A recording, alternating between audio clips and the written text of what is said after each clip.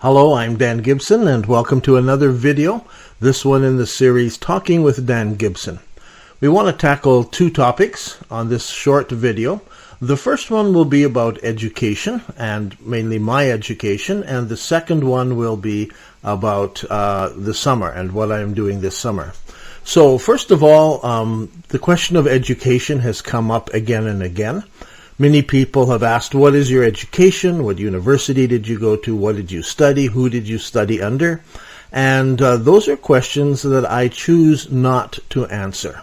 The reason is that over the years I have had different friends who have been asked this question as they have tackled different topics, especially Islamic topics, and they have said what university they have attended, and immediately the response every time has been, oh, that's not a good university. That's not a true Islamic university. And so they're dismissed because of the university that they studied at, or because of the teacher that they studied under.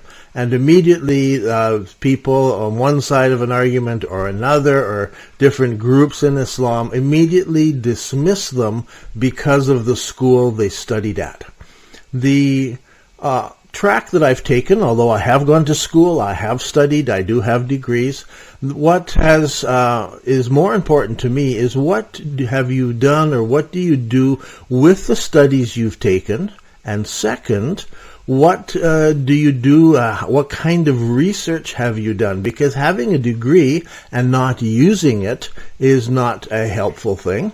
And so you may have a degree. I met one man who's been studying Islam. He is a lawyer. He has a degree in law.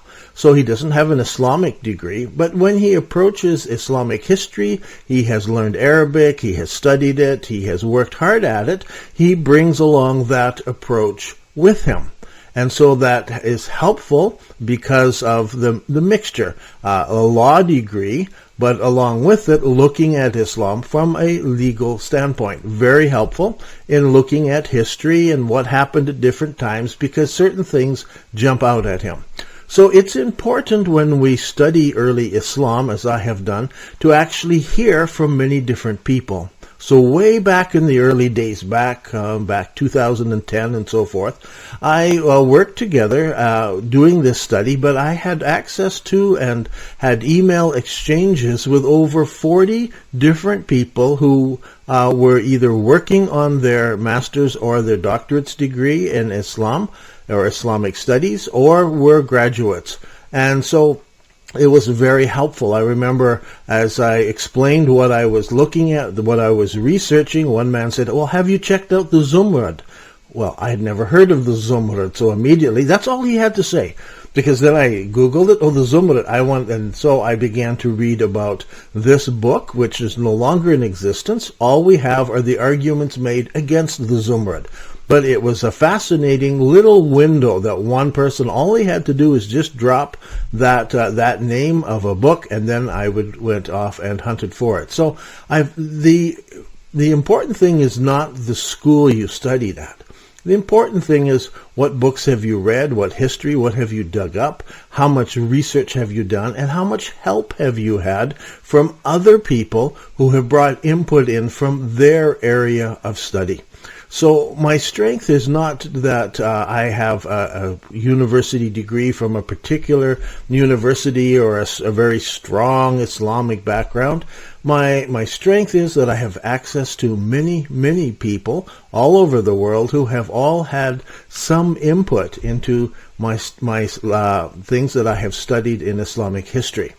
I have always been interested in history, and so my Islamic background in studying Islamic history doesn't go back more than about 20 years. So in the early days, I was studying the Arabic language, and I was studying Arabic culture, and I was studying worldview, and how does worldview work, and how does the Arab mind think, how do people think. I visited Arabs in many different settings.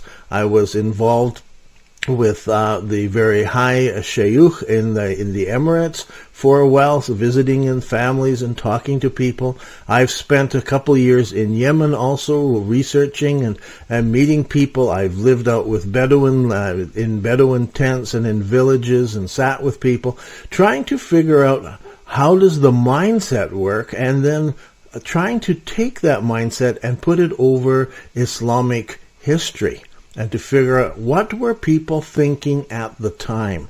How can I read Islamic history in an Islamic cultural context?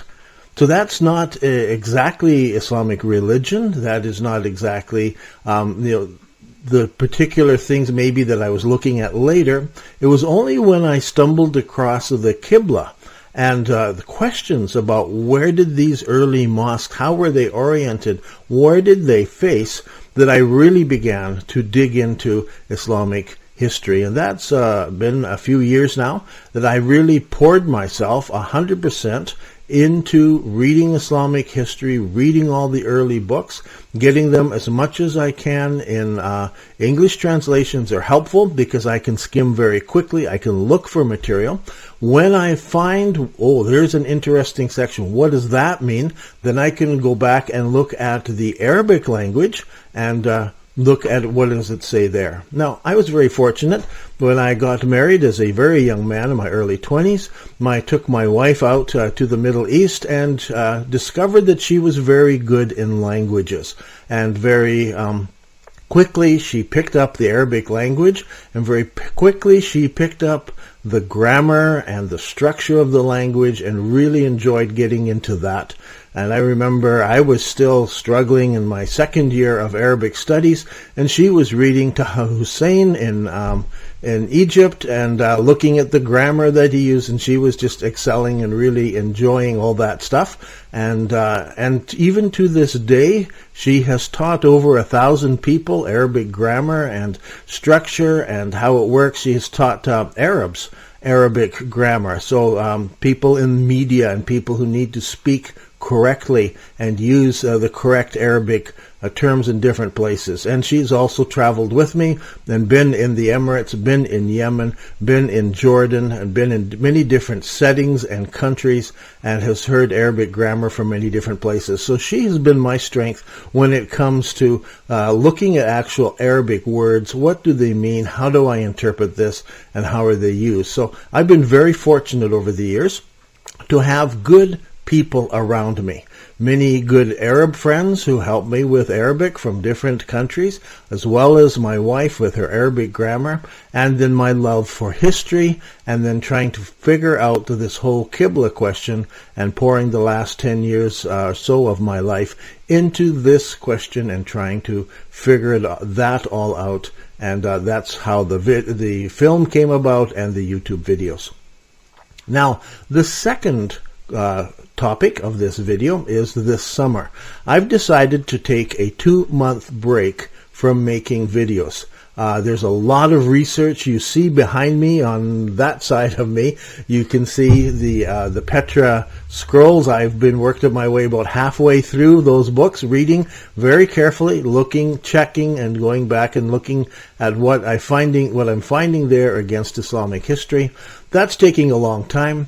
Plus, I need a break this summer. There's some traveling I'm doing, and there's some outside work. We bought a house, and we are working at fixing it up, and it needs a paint job. It needs some other things, and I will personally do that because I don't have enough money to hire painters to come in and paint, so my labor is much cheaper than hiring somebody else's labor. So I will be up on ladders. Hopefully I don't fall this summer, and we can get this job done. And hopefully when I come back in September, I will have some research. I will have written some new scripts and got things ready so we can get going in September. That's the plan.